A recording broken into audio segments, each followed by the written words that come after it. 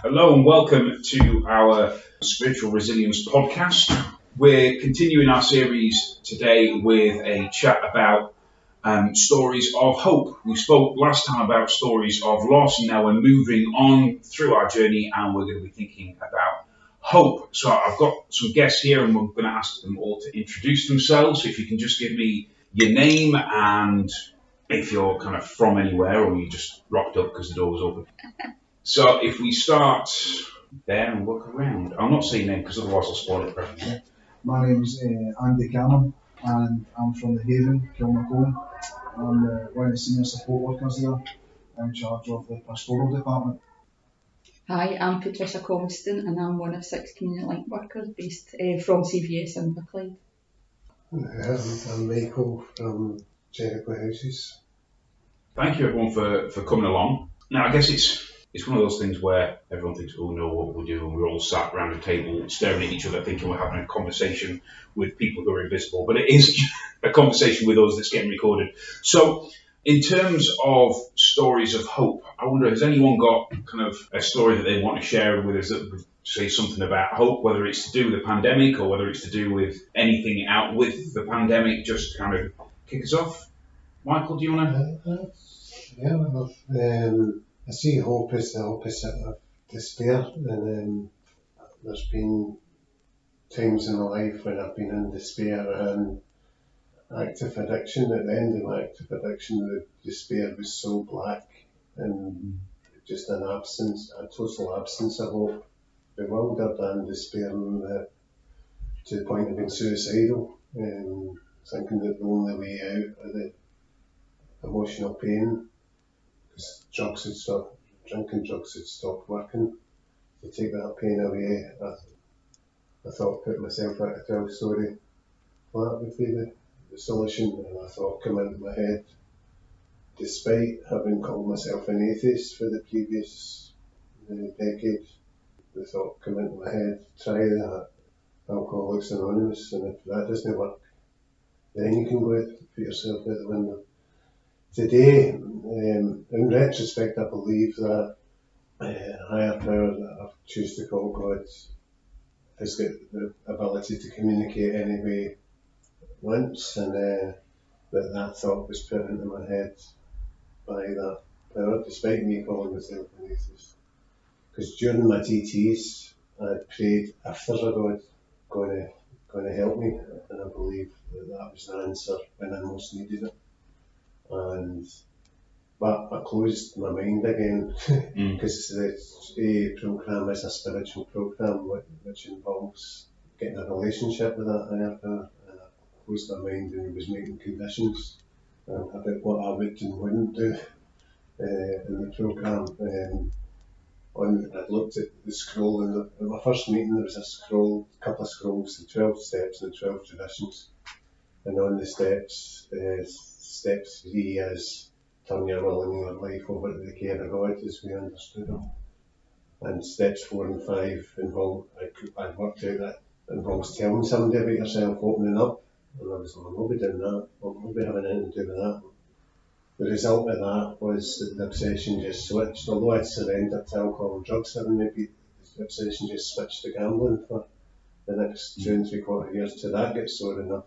And then I was then open to doing the programme without putting conditions on it, and there's a chapter in the book called We Agnostics, and all it asks is that you're willing to believe there might be something, a power greater than yourself, that can restore you to sanity, with the definition of insanity being repeating the same behaviour and expecting different results, which I've been doing for years. So I went from that, sitting at step 2, saying, there's a story in the big book of Bill, one of the founding members, about blinding light experience and wind, feeling as if he's in a mountain top with the wind blowing through. And I was like, I want that. I want a shot of that. So God, you show me, and then I'll believe. Again, from retrospect, the higher power's got the power, and he said, no, you believe, then I'll show you. so that's on the agnostics. I made the wee leap of faith. Right, I'll do I'll act as if there's a higher power, and then see what happens and carry on with the programme. And I went from that situation to the other extreme that a month later I was phoning University of Glasgow to enrol for a divinity degree. Thought, if you're going to do this, you may as well wear the uniform and get the collar. So I spent a year. I was told my hires from school were obsolete, so I needed to do another 4 crash hires to get in. So a year at college and 5 years at uni, Glasgow Uni, studying divinity to become a Church of Scotland minister. But before the end of it, I had been reminded by the people in AA and NA that were asked to share their experience, strength and hope, not to preach, because preaching turns addicts off. So getting told what to do because of the divine nature of an addict.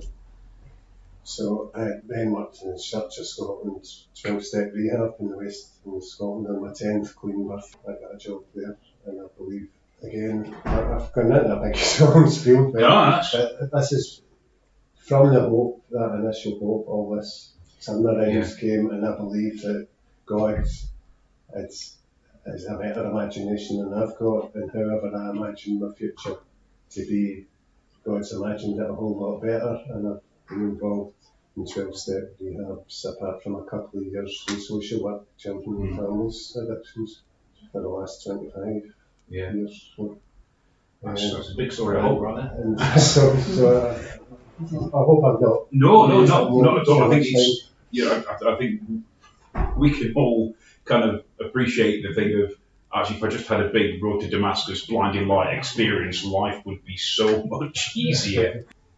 And then we clock that sometimes it's those little voices in the back of our head when we're about to do something that we shouldn't be doing, or that 5 or 6 of your friends all say the same thing on different times, and you think, there must be something in this. And rather than boom, or the big Monty Python face in the sky. But no, thanks for sharing that, Michael. Andy, is there anything that you kind of resonate with that, or somewhat similar to Michael's? I can remember about just over 8 years ago, across the road Inverclyde Centre. I was in there, addicted to heroin, on methadone, anything I could get my hands on basically. And I was about 8 stone, and I remember crying out to God, I need help. And it just so happened there was a teen challenge bus across the road, sits inside the job centre. I went to that bus, and they started to tell me that there was a better way. There was a man called Jesus Christ, and he could help me. Now, at first, I went on that bus for a cup of tea, basically. Do you know what I mean? I wanted help, but I wasn't too sure if it was possible. But eventually, I went to the Haven and stuff like that, and I became a Christian, and I came into a relationship with Christ, and my life's never been the same since then. I've got meaning in my life. I'm married, I've got a kid. I work at the Haven, I work with guys who are in the exact same situation I was in. I get to see guys come through the Haven every year and go on to get married, into full-time employment, have children, all that kind of stuff. And I can't believe it. For where I was, I was almost giving up. And I'm sitting here speaking to you. So I think it's and that's another huge story of hope, and it's that there is something better, there can be something better. And I think it's really interesting that what I have discovered in the last few weeks, as my wife's gone back into nursing, is that even kind of in a hospital environment, they talk about spiritual health, and spiritual health has been that brings you hope, and that kind of shows you that there's something better. And that even kind of in a perhaps more secular environment, that's still a huge need, that actually where we see that there's hope for something further on. And even if that starts off as, I need a cup of tea because, quite frankly, I'm thirsty, I'm cold, and I haven't got any in my own kitchen, or I want to just sit with someone so I'm not on my own, and how that can then build up, I guess. I mean, I know Salvation Army, we have a saying of, apparently the guy who founded the Salvation Army was known to say you can't preach to a man on an empty stomach, because actually hope doesn't come from the preaching, it comes from actually serving and being with people and travelling that road together. So yeah, that's a huge kind of testimony and story to that. Patricia, have you got anything you want to throw in? Mine's is kind of like these two guys as well. I was hopeless. Just when you're talking about the opposite of hope, for me, it's like that hopelessness. And that's one of the worst feelings I think I've ever felt in my life. And hope is the opposite of the hopelessness. It's the most amazing feeling that you can get. And coming out of that hopelessness, I realised that hope makes up part of our well-being as well, our overall well-being. Like yourselves, I was in addiction for many, many years with that hopelessness, and I found somewhere to go, somewhere to find recovery from, and that brought me hope. But I also found faith as well, and hope and faith for me are come hand in hand. Knowing that with my faith that things will be all right, with that gives us hope. And I think what we need to remember as well, hope is contagious. We can pass on hope to others. And that's why it's so difficult when you're in a life of addiction. You're in hopelessness with other people that are hopeless as well. You're not getting that overall well-being. Coming back out the other side is hope for me has been a fantastic, amazing feeling. And to have that all the past 10 years is goes hand in hand with my faith. And I can pass that on. The experience of hope for me can be passed on to other people. And I think we've all got a responsibility to do that as well, to pass that hope on to people. For having hope brings happiness, not happiness, it's like joy. Happiness is only fleeting. What happiness can be here for a while and go again and then come back, but joy with the hope, for me personally, is there constantly. As long as I have this hope, I will find that joy, I will have that joy. And does it make my life happy all the time? But knowing with the hope and the joy that things will work out again, and going hand in hand with my faith too. Yeah. And I guess that is the thing of it's the hope that springs from a faith, whatever your faith is, because I appreciate all four of us sat around the table have got a similar faith, but actually it is that thing that it's known that yes, things won't be like this forever, or might not be this bad forever, but also that you're not on your own when it is that bad as well. That gives that, isn't it? I always think it's interesting when Jesus doesn't calm the storm in the old Bible, Sunday school Bible story that we've all heard, where the disciples are going ape and saying, "Look, are you not fussed? Are you not fussed?" And he's having a cheeky snooze in the bottom of the boat, and he's like, "For goodness sake, quieten down." And then he goes, but actually, he's not out calming the storm initially, but he's with them in the storm, and he's kind of, he's still present with them, he's still walking with them, and that idea that actually it's the faith that things can be okay even when they're not, which I think is that's exactly that. No matter how happy, you will get unhappy, you will go on, life's and also all the things are happening, but you have that hope. It's like the sand, the one set of footprints in the sand, isn't it? Yeah. That kind of thing. He's always there, he's always carrying you, but sometimes you don't realise it's that continuous of knowing. And I guess that's that kind of difference between happiness and joy. Yes. It's that thing of some of it's semantics and some of it's picking out what words we want to use. But actually, it's that kind of that step on from just smiley, happy, everything's all right, and I've never got a care in the world to life is hard. Life, rubbish happens, horrible stuff happens, and yet within that, there's still a part of me that has that kind of joyful hope. So we rejoice in hope, and we're patient in tribulation, and we have an anchor for our soul in the midst of these tribulations of life. The storms of life still come. Yeah. But when you have hope, you can remain steady within that. Yeah. And although we're talking about God, it can come for spirituality in other ways as well, hope, can't it? I thought, where for everybody that it may be different, their faith may be different, but that's still their faith gives them hope. You would like to think. I mean, it's one of those things where when you look at all the major religions and Michael may well cover more on his divinity course than I covered on my officership course, but we'll get there in the end. But actually, you've got kind of certain golden rules, they call them, that kind of transcend every single religion. Has the thing of, or major one, has the thing of, treat other people like you want to be treated, do no wrong, and all that is a kind of a strand running through it, and I think part of that is giving that hope that actually we can all work together. Love and beating with the soul is common to every major man. Yeah. And I guess except these don't call it karma, we call it we reap what we sow. It's always, I always find it interesting kind of cross-checking other belief systems and saying, oh, that's what we call it, you call it that, and actually it could well be the same thing in different states.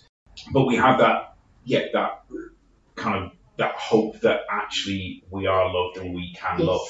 And I think from what the stories you guys have shared, it's that knowledge that actually you're allowed to love yourself as well. Would that be something there as well? Yeah, hope gives permission as well, doesn't it? It's like, for faith too, it's like God's working in my life, so that gives me hope to know that, so yeah, I forgot what I was saying. That's alright. Sorry.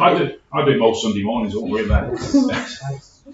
I definitely believe that the relationship I had in active addiction was one of self-loathing. The relationship I had with self, and probably lost all that sense of identity, and all the principles I've been brought up with, the power of addiction, all those principles went one by one.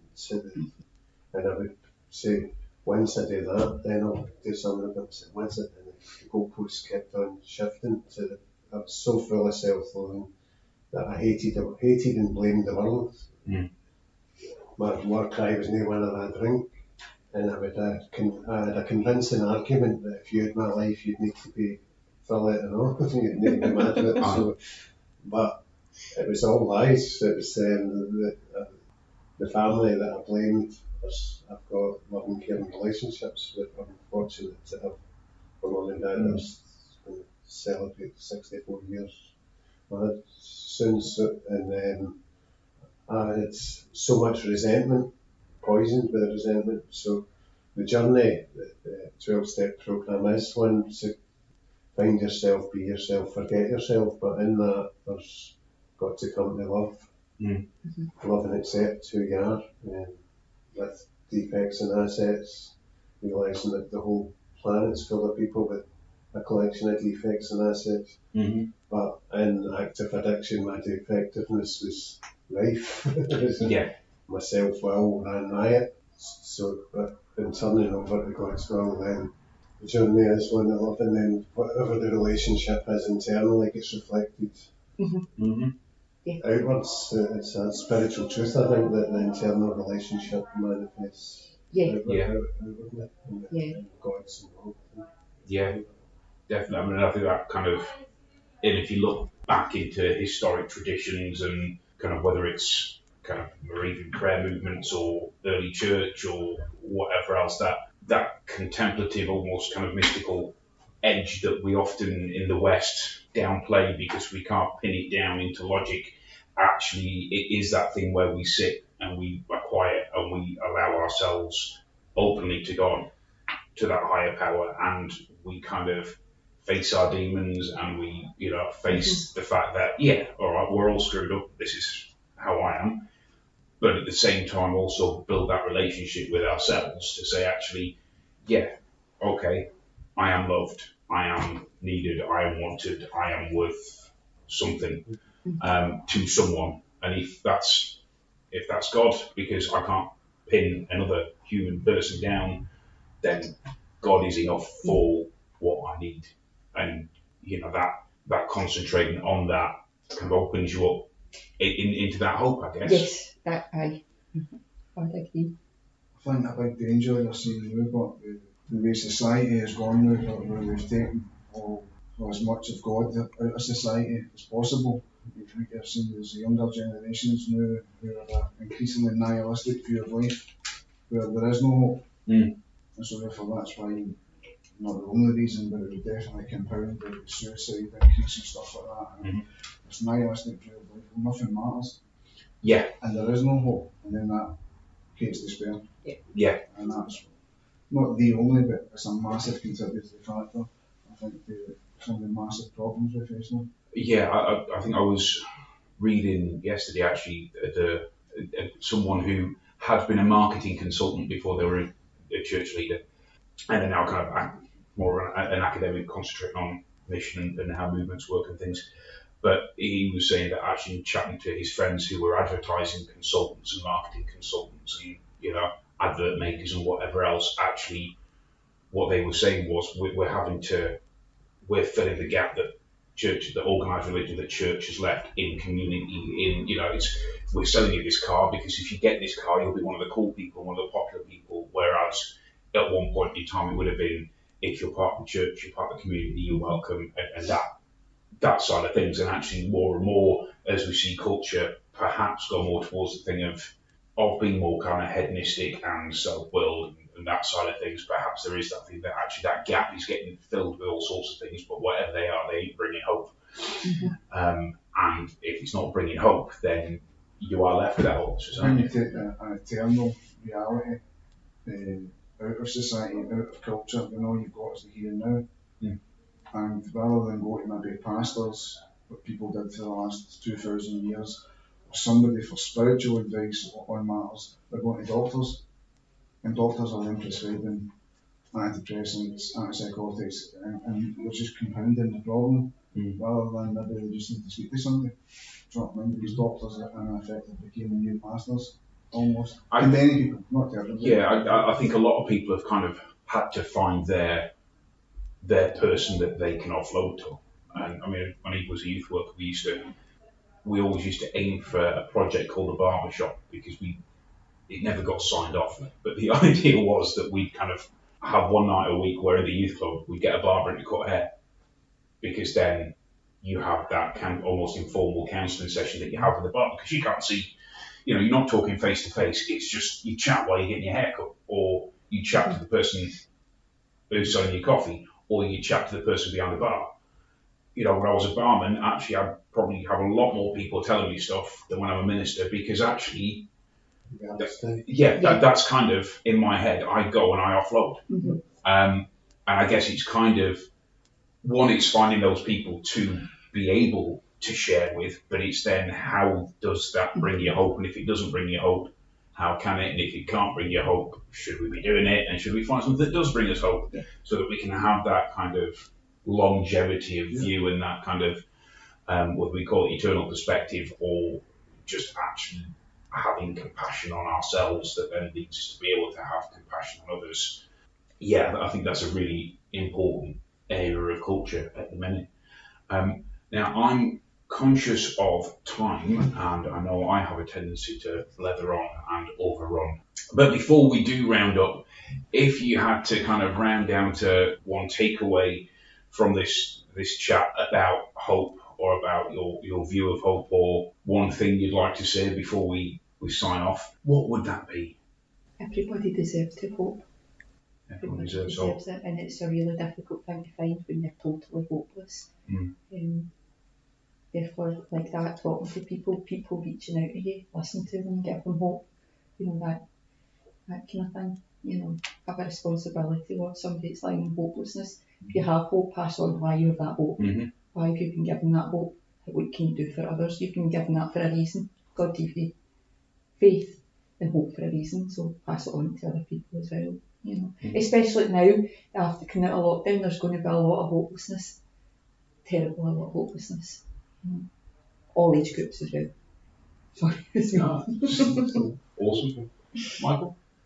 I think I'm just being reminded by Patricia that there's a responsibility to pass on. I can be grateful when I'm reminded of how despairing, hopeless I once was, and it's a gift that I've got. The cliche in our fellowship is we can't keep what we've got unless we give it away. Sometimes I forget that, and I can take things for granted. Life can be that good. I've got to be grateful. I had just an active addiction, I had a crisis mentality. Minor things could happen and I would throw tantrums. Like a 2-year-old and a 26-year-old, the terrible twos in a 26-year-old man's body. So emotionally immature. And just this week I was I had bladder cancer a couple of years ago, and I get a 6-monthly checkup, and I was there on Wednesday and getting told I've got another huge tumour. I'm in the moment, and it only interfered with about 15 minutes of my day because I've got a real abundant life, and I'm in the belief, my faith is that it was a minor operation, it's routine, and they'll take it away, and if I need a wee bit of chemo flush, it'll be gone again. But my responsibility is to family round. So after sharing it with those nearest and dearest, I was able to get on with the day, whereas transport myself, that would have been a reason to oblivion and use drinking drugs, which is absurd. No, that's not the response, but just a wee bit of not so good news, but in the scheme of things, it's just a detail. So I think that hope, the gift of hope that was given, it's eternal, as Andy was saying. And once given, it's there forever. Awesome, thank you for that. I like that. It's given it's there forever. Yeah. It's good, I like that. Thank you guys, that was really, I'm not kidding when I said I could quite happily carry on chatting all day with these. But we're going to round that off just now, just to say, obviously, if you are listening to this podcast and thinking that's where I am now and someone's told me to listen to this silly podcast and you're either affected by anything that we've spoken about or you want to ask some more questions or whatever else, I'm fairly sure you can pop that on the comment section of the podcast, whichever platform you're listening to, and get in touch. But until next time, I'd just like to say thank you to Michael, Patricia and Andy for joining us today. And as we go, pray that you would have hope, peace and joy, and know that that hope can go on longer than just today. Goodbye and God bless.